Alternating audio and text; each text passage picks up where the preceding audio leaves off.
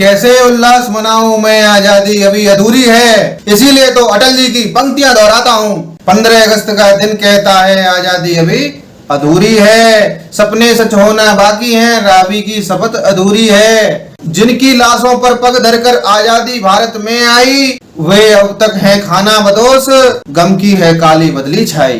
कलकत्ते के फुटपाथों पर जो आंधी पानी सहते हैं, उन लोगों से पूछो 15 अगस्त के बारे में क्या कहते हैं। अभी बात करूंगा मैं, बने रहिए इस वीडियो में। आप विश्व स्तर पर भुखमरी सूचकांक हंगर इंडेक्स की और वैश्विक स्तर पर रहने योग्य स्थान की अर्थात लिवेबिलिटी इंडेक्स में भारत की क्या स्थिति है। तो आइए शुरू करते हैं। जय हिंद दोस्तों, सेक्शन 19A दस्तक दिल तक में आप सभी का हार्दिक अभिनंदन है। आज हम आप लोगों से अपने चैनल के माध्यम से पहला वीडियो बना रहे हैं। इस चैनल के माध्यम से हम देश के समसामयिक मुद्दों पर, सोशल रिफॉर्मेशन पर तथा विशिष्ट प्रकार के मुद्दों पर बात करते रहेंगे, या फिर यूं कहें कि आपके दिलों में दस्तक देते रहेंगे। आज 15 अगस्त के पावन अमृत महोत्सव पर मैं आप लोगों से कुछ व्यक्त करने का प्रयास करूंगा। तो चलिए शुरुआत करते हैं।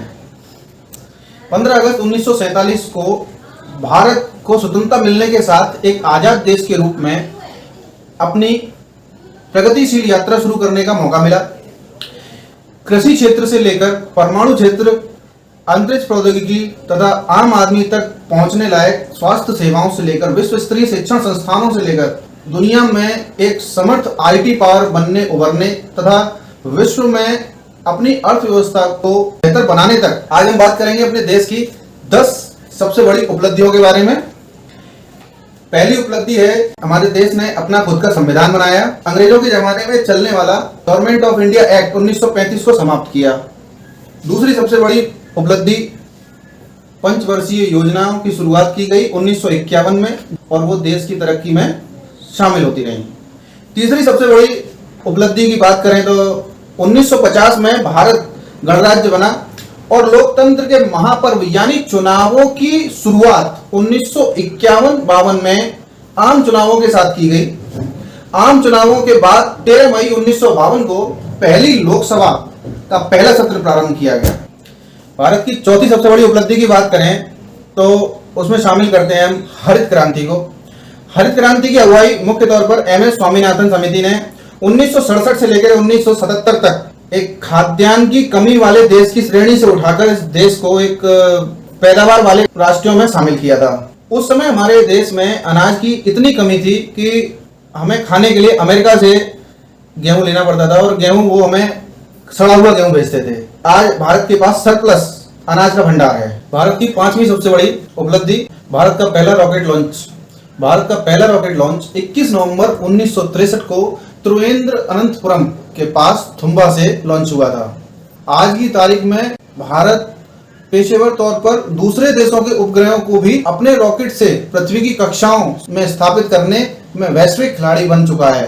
अंतरिक्ष के क्षेत्र में भारत के कदम रखने के पीछे डॉक्टर विक्रम साराभाई जैसे महान वैज्ञानिकों की ऊर्जा का सामर्थ्य शक्ति थी।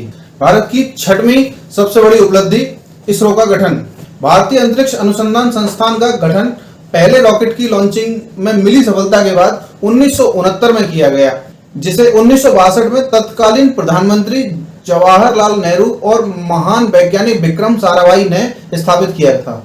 अब भारत का अंतरिक्ष कार्यक्रम चंद्रमा और मंगल मिशन पर फोकस कर रहा है। अपने देश की 7वीं उपलब्धि की बात करते हैं, ऑपरेशन फ्लूड, श्वेत क्रांति। ऑपरेशन फ्लूड की शुरुआत 13 जनवरी 1970 को की गई। यह दुनिया का सबसे विशाल डेयरी डेवलपमेंट प्रोग्राम था, जिसने दुग्ध उत्पादन के क्षेत्र में भारत को जमीन से आसमान पर पहुंचाया। 8वीं और सबसे महत्वपूर्ण उपलब्धि, परमाणु शक्ति संपन्न राष्ट्र बनना। भारत ने 18 मई 1974 को पोखरण में पहला परमाणु परीक्षण करके अपने सामर्थ्य से दुनिया को परिचय करा दिया। लेकिन जब इसके 24 साल बाद 11 और 13 मई 1998 को पोखरण में एक के बाद एक 5 परमाणु परीक्षण किए तो विश्व भारत का लोहा मानने को मजबूर हो गया। अब बात करते हैं 9वीं उपलब्धि के बारे में, नीति आयोग का गठन।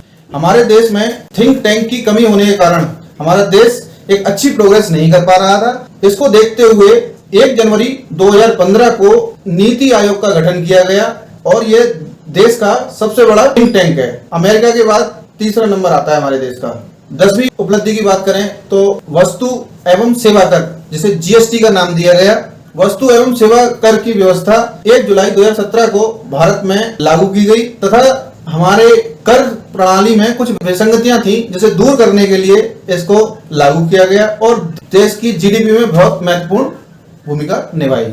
ये जो 10 उपलब्धियां एक स्वतंत्र देश और श्रेष्ठ गणराज्य के लिए विकास की रीढ़ की हड्डी होती हैं, लेकिन आजादी के जश्न में चूर होकर कहीं हम अपनी कमियों को तो नहीं छुपा रहे हैं। माननीय अटल बिहारी वाजपेयी जी की कुछ पंक्तियों के साथ। 15 अगस्त का दिन कहता है आजादी अभी अधूरी है, सपने सच होना बाकी हैं, रावी की शपथ अधूरी है। जिनकी लाशों पर पग धरकर आजादी भारत में आई, वे अब तक हैं खाना बदोश, गम की है काली बदली छाई। कलकत्ते के फुटपाथों पर जो आंधी पानी सहते हैं, उन लोगों से पूछो 15 अगस्त के बारे में क्या कहते हैं। एक विकासशील राष्ट्र हैं हम और विकासशील राष्ट्र के लिए 3 मूलभूत चीजों की अत्यधिक आवश्यकता होती है, रोटी, कपड़ा और मकान। सबसे पहले बात करते हैं हम रोटी की। तो मुझे बताते हुए शर्म आ रही है कि जर्मनी और आयरलैंड की हंगर इंडेक्स में हमारा देश 101वें स्थान पर 116 देशों की श्रेणी में सबसे नीचे पायदान पे पाया जाता है। और जिन देशों को हम अपने टुकड़ों पे पालते हैं, उधार देते हैं, पैसा देते हैं, उन्हें चीजें मुहैया कराते हैं अपने यहां से, वो देश इस इंडेक्स में हमसे ऊपर अच्छे पायदान पे हैं। जैसे बांग्लादेश है, नेपाल है, म्यांमार है और गधे पालने वाला देश पाकिस्तान भी है, जो कि हमसे अच्छा और बेहतर प्रदर्शन कर रहा है इसमें। जबकि भारत की जनता हंगर इंडेक्स में 101वें पायदान पर भुखमरी की कगार पर है। हमें शर्म आनी चाहिए। अब मैं बात करता हूं कपड़े की।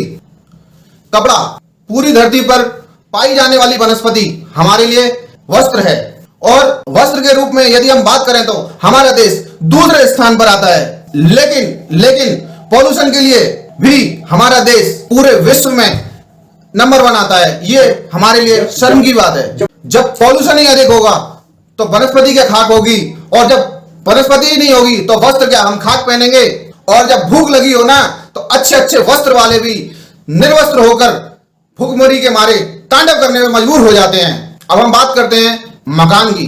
हम उस देश के निवासी हैं जहां पर ईश्वर जन्म लेते हैं, ये हमारे पूर्वज कहते आए हैं और हमारे ग्रंथों में भी यही कहा गया है और हम ये मानते हैं। उसके बावजूद हमारे देश के सिर्फ 2 शहर, जिसमें कि राजधानी दिल्ली और आर्थिक राजधानी मुंबई, वैश्विक लिवेबिलिटी सूचकांक में राजधानी दिल्ली का अंक 112 है और 117 नंबर पे मुंबई को जगह मिली है। देश की आर्थिक राजधानी को 117वें अंक पर जगह मिली है। पूरे विश्व की 17% आबादी हमारे देश में निवास करती है, वो भी उस देश में जिस देश में भगवान अवतार लेते हैं। हमें बड़े शर्म की बात है कि हमारे सिर्फ 2 शहरों को इस लिवेबिलिटी सूचकांक में, वो भी सबसे नीचे पायदान पर 112 और 117 नंबर पर हमें जगह मिली है। दिन दूर नहीं खंडित भारत को पुनः अखंड बनाएंगे, गिलगित से गारो पर्वत तक आजादी जश्न मनाएंगे। उस स्वर्ण दिवस के लिए कमर कसें, बलिदान करें, जो पाया उसमें खो ना जाएं, जो खोया उसका ध्यान करें।